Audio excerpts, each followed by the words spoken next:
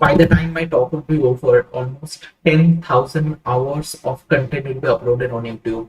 Almost 6 million stories will be posted on Instagram. Almost 700 million messages will be shared across the world, across different messaging platforms. And almost 20 million swipes will happen on the dating platform. So if you are a content creator, a brand, a marketeer, or an employer, you have to stand out in front of your audience uh, so that they can engage with your content. There is no two way about that. Hi, I'm Gaurab Patra, founder and CEO of Largo. Welcome to my talk. The title of the talk will lead you to three different aspects of fields combined together. What is an interactive interface, or what is interactivity in physical and digital world? Secondly, the landscape of generative AI, and finally, crowdsourcing. Now, how does a human to human interaction or communication happen? So, natural communication among human consists of primarily mix of speech, which is verbal, and non-verbal things like facial expression, hand gestures, eye motion, smile, touch, body language, and everything, which are non-verbal signals. So these are basically multimodal communication methodologies and very complex contextual, which actually provides a very deep complementary ways than a unimodal methods or signals of communication, right? Next, about how a human communicates or interacts with a machine, either today or in the future. So the next frontier could be one that combines verbal and non-verbal signals to enable natural modality of communication between human to computer, between computer to computer as well. And it acts as a foundation for collaboration or cooperation between people and AI systems. It starts with a graphical interface which can be viewed, clicked, swiped, touched, pinched, and also that exists today already. Then there is voice recognition technology, which is getting improved day by day. It understands human language, natural language much more accurately and take action accordingly, process accordingly. So it also eliminates the need of inputs, devices, keyboards, and all. So that exists today, like in the forms of Alexa, which might currently take your instructions and do actions accordingly, but has a lot of potential in future to make decisions or take action on your behalf without your instructions. Now there is gesture and motion control. With augmented reality, people are playing or interacting with digital objects with their gestures in a much more immersive and interactive way. And that also includes manipulating the digital objects in the 3D world. If you have not heard of the project Solly from Google, you should check it out. So it's a multi-purpose sensor-based miniature radar which track human motion, human hands gesture, and all, and take action accordingly. So it's an interpretation of the natural hand gesture language. You can do a virtual dialing instead of just a screen on it, right? So this kind of things are there. It mimics your action also to do what you are doing on a virtual plane, assuming that it is a real one. It also does not depend upon any ambient light and any external dependency it has, and also the sensors are captured in a very compact chip which can be even embedded to other devices. So it comes as a full suit SDK. Another under research to different types of interfaces are brain computer interfaces and haptic interfaces. So brain computer interfaces with neuroscience, with the advancement of neurosciences, people can actually interact with the machine from their thinking, from directly from their brain without doing any verbal or non-verbal gestures. And haptic interfaces are very interesting. So this depends upon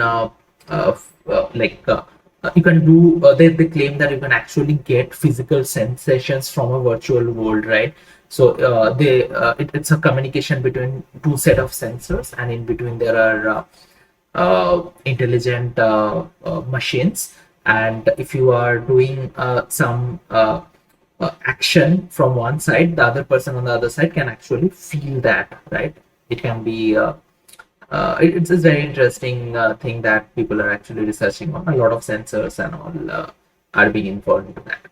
Another set of interface which I feel like it's called no interface. So it's about a connected world, sensors and machine learning algorithm, digital devices, all put together, which can uh, take decisions on your behalf without you to actually instruct on anything. It analyzes your environment and augments your decision making, and it basically works as an additional brain and additional hand to what uh, a human being actually can interact with the machines. Now let's go a bit deeper into generative AI, the elephant in the room. So for that, we need to understand a bit of the history. In 1950s and 60s, researchers had started developing simple AI systems to perform smaller tasks, uh, but these were very primitive. Then it started maturing in 1980s, where researchers started creating much more sophisticated AI algorithms. Whereas it actually took shape in 2010 plus, right, in the last decade only, with the advent of GN, Generative Adversarial Network. So that was developed by Ian Godfellow and his colleagues in 2014. So that the major purpose was to generate realistic images. So it has two models combined together, one which generates fake images, another which attempts to distinguish between a fake image uh, with a real image. Okay, so fundamentally, GN generates image look-alike with the set of data it is fed with. That is a fundamental process of GN. I'll go deeper into it and discuss on the architecture a bit. Uh, However, GN is not the only one in terms of generative AI. So it can be like generative AI can be broadly distinguished into two different categories. One consisting of GN, which used for text synthesis, image synthesis, music synthesis, this kind of generative stuff. Another, the language models, which are mostly used for generating text. These two are fundamentally two different set of networks. I'll come into the much more depth of it. So if you are from ML background, you must know the significance of an objective function. I'm not going into the detail. So in GANs, what happens? The objective function is based on an adversarial training, where there are two networks. One is the generator network, another is the discriminator network. While the generator always tries to minimize the discriminator's ability to distinguish between the fake and the real image. Let's consider image. It can be for other type of inputs also. Whereas the discriminator always tries to maximize its ability to that distinguish to distinguish between the fake and the real images, right? Uh, Whereas in language models, what happens? The objective function is based on maximizing the likelihood of the next word, right? In the sequence, it is giving on the previous word. So that's how a language model, a large language model works. Uh, Also, if I draw an analogy to how a creative process works for actual human being, if you think fundamentally, everyone is creative, right? So, how do we leverage creativity? We imagine something, we visualize that in front of us. There are multiple tools available to that do that.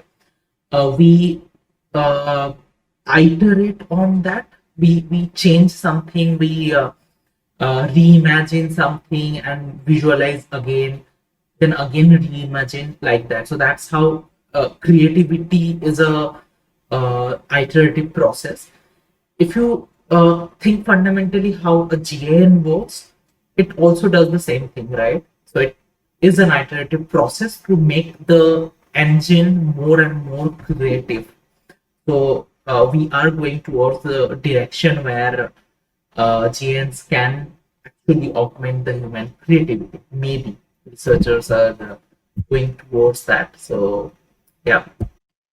Now a little bit of large language models or language models. So these are typically neural network called transformers. Most of the LLMs are based on transformers, which processes a sequence of data. For this instance, it is text. What it does, it actually creates a probability distribution of the next set of tokens given an already input set of tokens, right? And from that probability distribution, it predicts the correct next token in the sequence which is given in the previous set of tokens, right? So fundamentally, LLMs use a function or a technique called self-attention. So it allows this particular neural network to attend different parts of the input sequence or all the input tokens with different weightage while making the next prediction. Okay. LLMs are generally trained with large amount of data and sometimes fine-tuned for specific use cases, be it legal, be it writing for your copy or this kind of things. Or it can be a translation or questions and model as well. So once trained properly, LLMs can generate the next set of text sampling from the learned probability distribution over the next set of tokens. So we discussed about GANs and we discussed about language models. What I fundamentally believe, if these two are combined together, it has an enormous potential to generate actually multimodal interfaces, which will in turn lead to creating interactive content and uh, changing the way how human beings are actually interacting with the content nowadays, which is mostly static content. I consider video is also static content because there has not been any major revolution in the content creation space, in the content format space after video. People have started creating like interactive videos and those kind of stuff a bit, but there has not been any revolution because the generation process of that, including the ideation, creativity, leveraging till the implementation, as well as how we consume that, is very complicated when you talk about generation of multimodal content as at ease. So we fundamentally believe at Flurgo, and we have been researching on that, that generative AI is opening the doors for creating that multimodal interactivity. Having said that, for large language models, there are also another school of thought which thinks that adding more and more parameters to the model or creating more and more larger set of models might not be the only solution for leveraging creativity in terms of the text generation. And I also do fundamentally believe that, because with the likes of data privacy, with the likes of the need of running a model on your local devices, on your handheld devices, it is very much necessary uh, for us as the research community, as the tech community, to innovate on the type of model or the type of language models doing the almost the same kind of purpose. People are thinking towards this direction. That's a very exciting and interesting field to watch out for in the next couple of years. It down into the architecture of a JN model. So as I have mentioned earlier, it has two different networks combined together. One is the generator network, another is the discriminator network. So the generator takes random noise as input and generate new data that resembles the training data.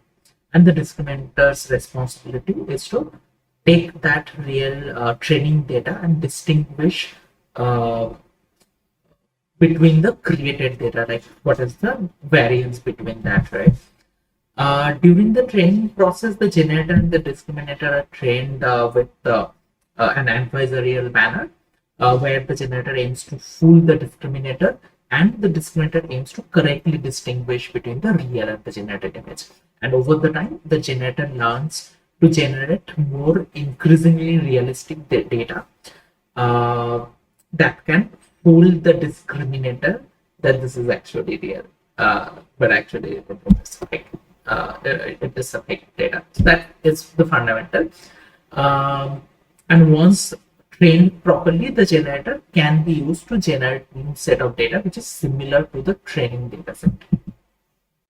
So fundamentally, language models are getting more and more competent in terms of understanding the human language and process that. So it is getting application across the industries, not only in generating new text, rather also in predicting or suggesting on any kind of textual analysis related data. For GANs, fundamentally, it generates the output which is lookalike or which is similar to the training data set, and that's how the entire model is structured, architected, right? So we can say that the model may be actually working on a crowdsourced data. It is presented with and understanding how generative models work and why they produce the output they do right now. It's very, very important in terms of the research direction. But this also includes analyzing the internal representation of the model, how they are learning, and how they are explaining, or how the model is getting explained or interpreted in terms of how they are generating the output. So that is the fundamental idea of generating something which is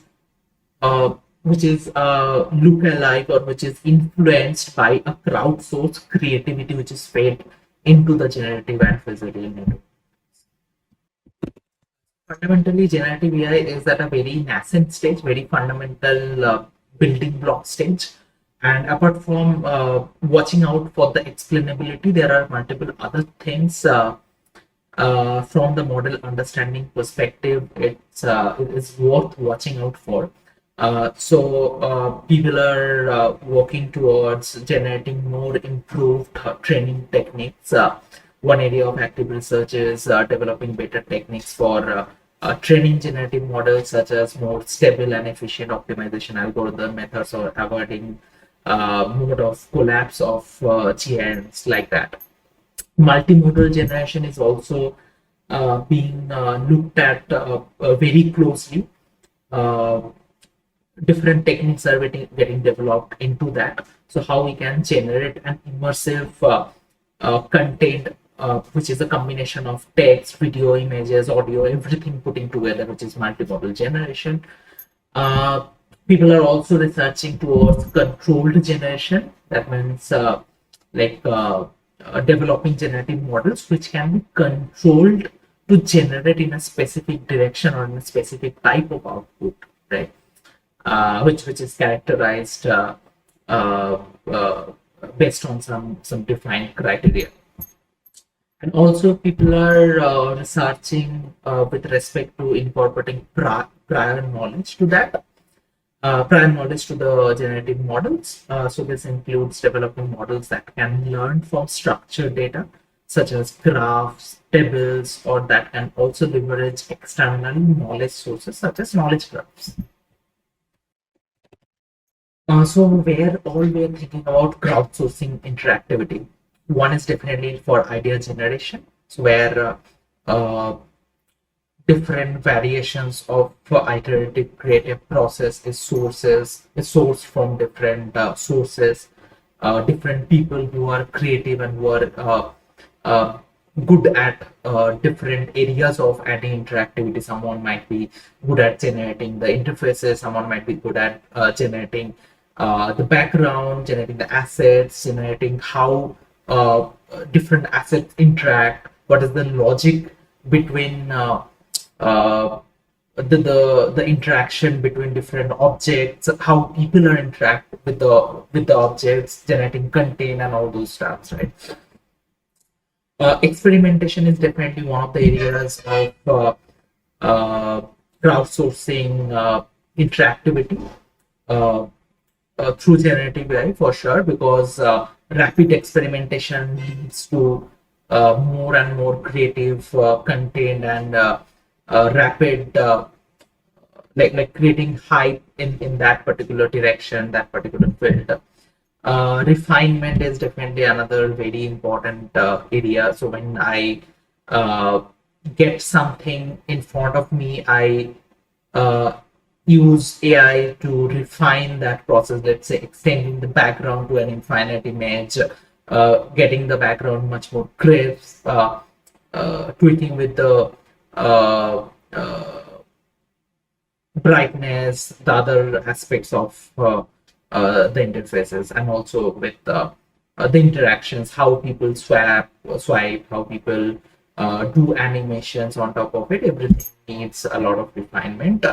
When I able to see that, and I get a AI assistant with me to work on that, that process becomes much more smoother.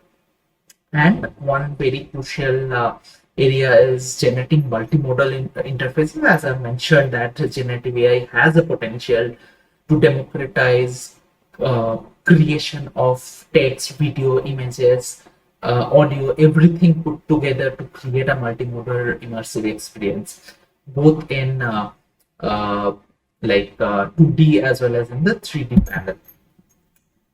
Personalization, right? So everyone, so the future of content is going to be adaptive and personalized based on how people are interacting with it, right? For example, you're creating a employee onboarding process.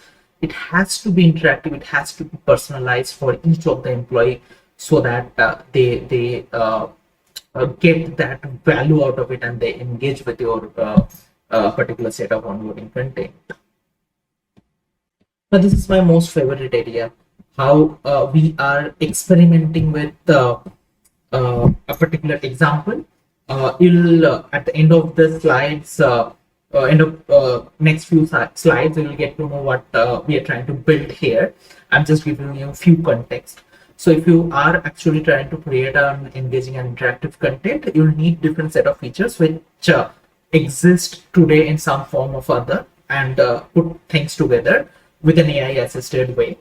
So the first thing is image synthesis. It can be synthesized from an existing real image that gets enhanced with AI, or it can be completely generated with prompts. This is an example that I have created for this particular talk. So I choose to create this from scratch with stable diffusion through prompts, and I have given an example of two or three different prompts.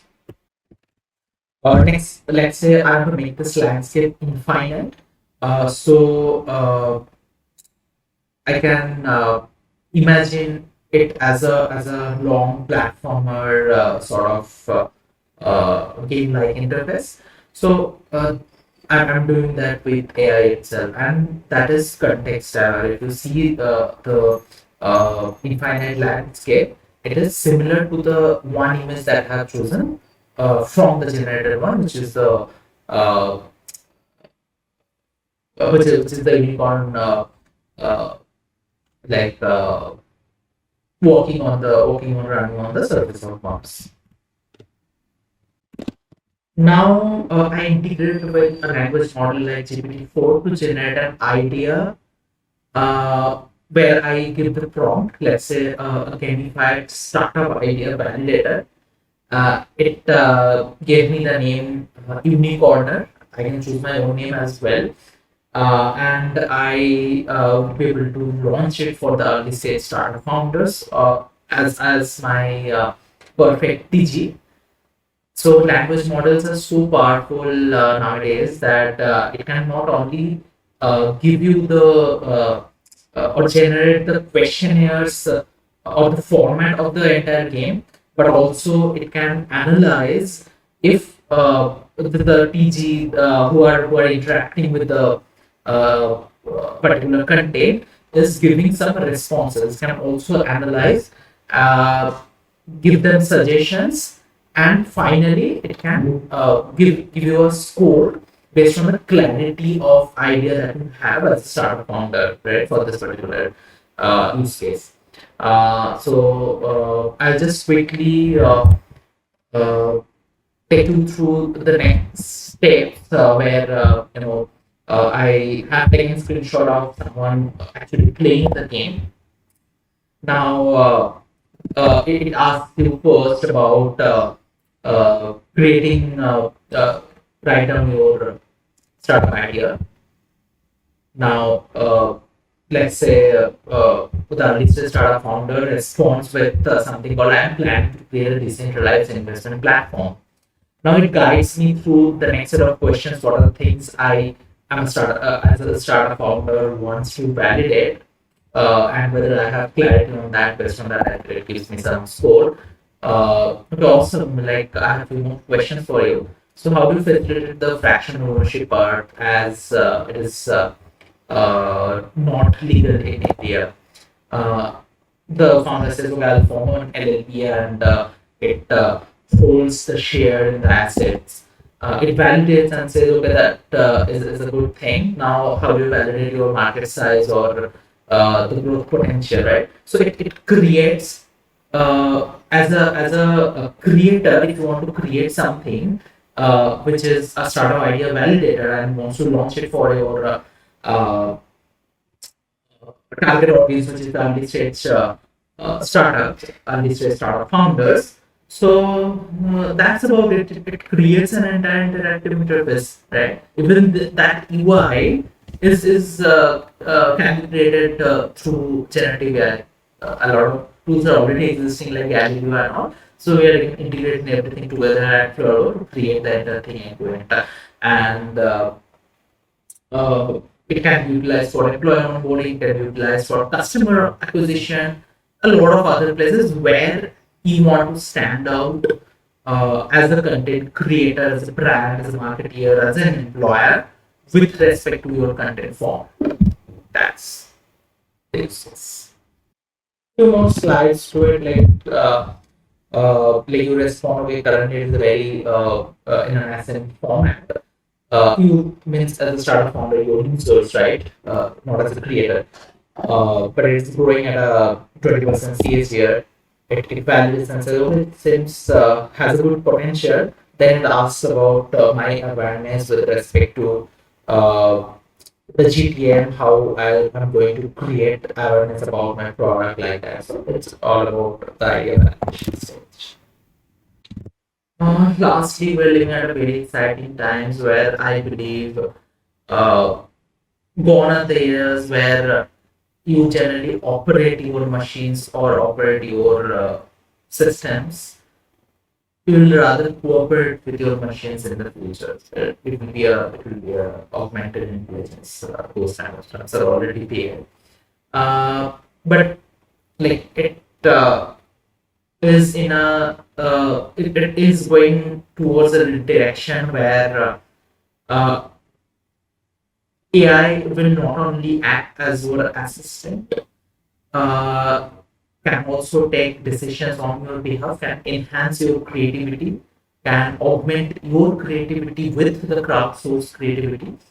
And we at Turbo are going towards a direction where we believe the future of storytelling is going to be immersive and interactive. And in order to facilitate that, in order to bring more and more creators onto creating immersive and interactive experience, not only the formats which are given and restricted by the social media platforms nowadays, you need to have generative AI innovating in those direction, innovating in actually creating multimodal interfaces for storytelling at different use cases. Thank you. Thanks for joining.